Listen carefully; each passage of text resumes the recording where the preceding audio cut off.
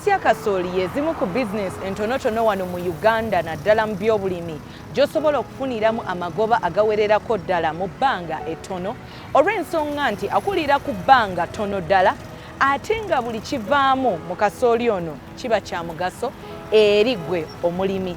Osobola otya okufuna mu business eya kasooli? Akatale okasanze otya? Ettaka olina kulimira ku bugazi ki okusobola okufunamu ku magoba agawera? Okwongera omutindo ku business eno kusobola kutya okukyusa obulamu bwo? Bye tugenda okutunuulira mu program Ensimbi n'Emirimu nange Omumbejja Ndagire Leila. Naye nga tetunnagendayo, obadde okimanyi nti tekinologiya woba omukozeseza mu business naddala ez'okukola engoye ng'okozesa material ez'ebitengi okuva mu mawanga nga Congo oba ku bboda y'e Busia, osobola okufunira ddala ssente eziwererako ddala. Tukuleetedde omuwala nga ye ku myaka 28 yakola okunoonyereza n'afuna designs ez'enjawulo n'akozesa material ow'omutindo okola engoye mu bitengi ng'era afunyemu ssente eziwererako ddala. Agenda kugabanako naffe olugendo lwe atubuulire butya bw'osobola okwepositioninga naddala mu katale ak'engoye akalimu okuvuganya okw'amaanyi okufuna amagoba. Nkwaniriza ku program Ensimbi n'Emirimu nange Omumbejja Ndagire Leila. Katugendeyo tulabe bikirako ebyo. Ebitengi ze zimu ku ngoye omuntu z'ayambala ne zimwesa ekitiibwa, ng'ebitengi bino byasinga kukyaka mu mawanga g'obugwanjuba bwa Ssemazinga wa Africa omuli Nigeria, Ghana, Cameroon ne wano ku mirirwano Congo. Mu mbeera y'emu, Bannayuganda baatandikira ddala okwettanira engoye zino ez'ebitengi nga kati waliwo abantu ab'enjawulo abatandise n'okuzikolamu emisono egy'enjawulo okugeza nga kyenjingweya z'abagole. Nancha Shamim alina emyaka 28 ng'ono atunga ngoye z'ebitengi awamu n'ez'emikolo alaze engeri gy'atambuzaamu omulimu guno era n'alaga nga internet wemuyambyeko okutumbula akatale ke. Business gyenkola, I'm a fashion designer. Nkola ku ngoye ez'enjawulo, nkola ku bagole, nkola ku dinner dresses, casual wears, sports wears. Byonna ky'oyinza okulowoozaako nti bakitunga, kyonna nkitunga. Muli neewulira nti nno manyi kyenkola. Because my work is good, finishing aba mulungi, olugoye lubeera perfect, oyinza ogamba mbuno kati nga abamu ze bayita ready to wear. Olugoye lubeera lulungi, kyenyinza okugamba nti no engoye zange bwe zito wezibeera. Ate sibeera mulimu, sikola kintu kimu. Nkola ku ngoye nnyingi, sigamba nti noba nsazeewo mbu noba nkole party dresses zokka nga ndi ku bya parties, no. Ngenda buli wamu. Nkola engoye casual wears abantu ze bambala bulijjo ku party oba weekend, zonna mba nzikola. Nkola bomber jackets ezo lwakuba kati gwe mulembe oguliwo tuba tukyusaamuuko kati nga wonaagamba nti no kati ekitengi bulijjo tutunga biteeteeyi, skatsi, noyiyayooko akantu akapya n'ogamba kati kantungeko ku jackets nga zirimu bitengi. So kati nakiraba nga abantu bajja kyagala, then nange netandika ozitunga. Nasooka kwetungirayo kamunga kange abantu ne bakaagala, so nange ne ngamba kantandika ozitungira n'abantu era ne bazaagala nnyo. That is why kati nkirimu nnyo. Ekyasinga okunsikiriza okutandikawo business weeti nali nga njagala nnyo okwambala obulungi. Era nga n'omuntu aba ayambadde obulungi annyumira, omukyala nga aggumidde nga ayambadde bulungi. So ne ngamba nina okutandikawo business y'okutunga engoye.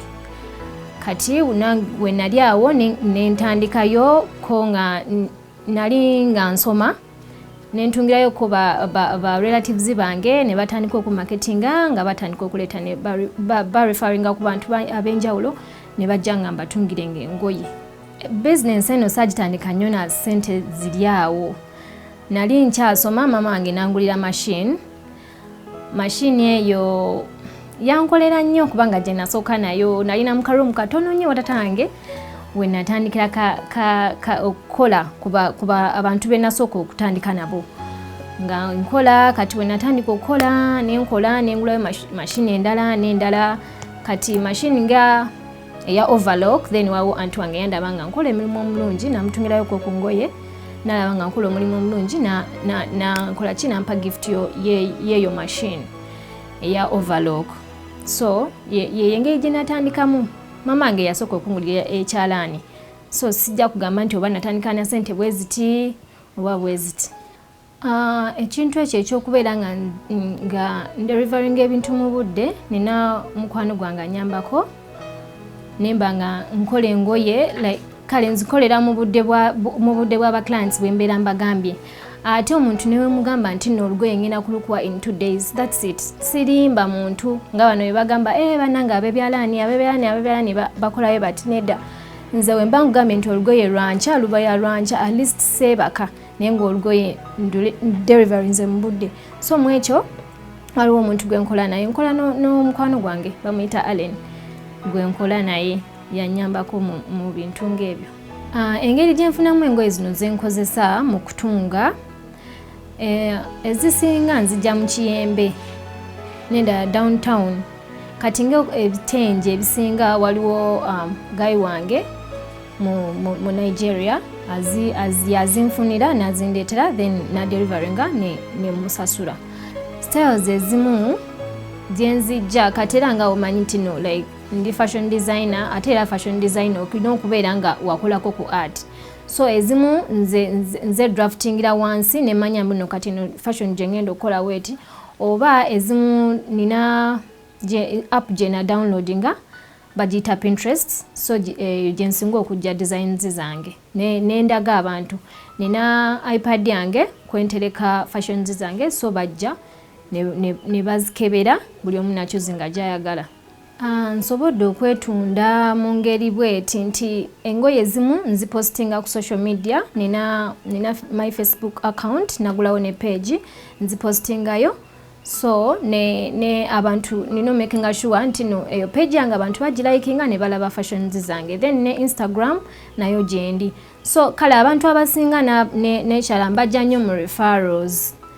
Kati ono mutungira olugoye olulungi walaba nga nkijeyo bulungi nga referringa ku muntu omala. N'ebiseera ebisinga ne speed yange yesinga nnyo leeta abantu kuba nfuna nnyo bana abantu nti njagala olugoye enkya nina omukola enkya. So kati awo mu ngeri ng'eyo oli bw'alaba nga nkoledde oli amangu oli naye ng'aleeta omala kangende oyo omuwala ajja kuntungira. That is how I get. Ebintu bye neesigamyeko ebisinza okumbeeza mu bizinensi eno, ekisooka mazima. Nkozesa mazima okubeera nga nkola ku ba clients bange kubanga nkola ne ku bantu ab'enjawulo abatali wano. Bampereza ssente naye ninfuba olaba nga ntuukiriza ekyo kye baagala era nenkibaweereza nga we bakyetaaze. Ekirala nkola ebintu ebiri neat. Abantu baagala nnyo engoye nga ziri neat. So kati nfuba okulaba nti n'engoye ezo zibeera neat era oli lugendo omutuukako nga lwero. Kati ninawo n'engoye za ready to wear. Naye era omuntu nga walulabye wemba ntupostinze on social media era wagenda okulusanga.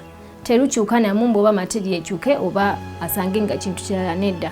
So bye ebintu ebisinza okunkuumira mu business eno. Omuntu okutandikawo business eno teyeetaaga nnyo ssente nnyingi. Yeetaagawo ndowooza first machine emitwalo ndowooza nga 48. Nagula machine then materials ba clients baba basobola okuleetera materials. So si kyamaanyi okusinga kozesa bwongo. Okusomoozebwa kw'ensanze mu business eno client kuteeka ku pressure. Nakuteeka ku pressure nti olugoye ndwagala ngenda kulukimamu oba like ng'enkya. N'okola olugoye n'ova ne ku ziri zonna ez'aba clients abakusasudde already. Kale ababa bakoze orders zaabwe ennaku emabegako. Naye ye nakuteeka ku pressure n'obireka n'olukolako naye n'atajja n'amala kumpi mwezi mulamba kyokka nga yakutadde ku pressure. Ebirungi byenfunye mu business eno bingi. Ekisookera ddala nagulamu akamotoka kubanga nayagala nnyo okuvuga emmotoka. Nengulayo ku poloti, nengula ne zino machines zonna ze mulabye. Nentandikawoko ne side business eya ready to wear, nensulayo ko n'ebitengi.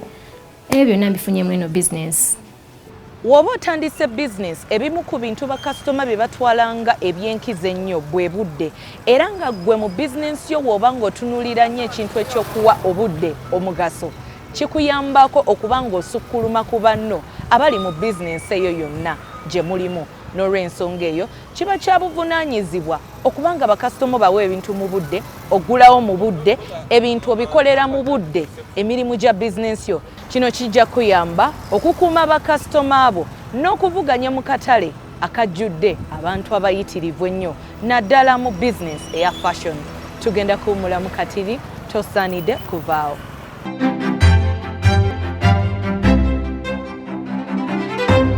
Kankwanjulire DFCU Agent Banking. Nyumirwa empeereza ya banka ennyangu eyeesigibwa ng'ate tetawaanya ne DFCU Agent Banking.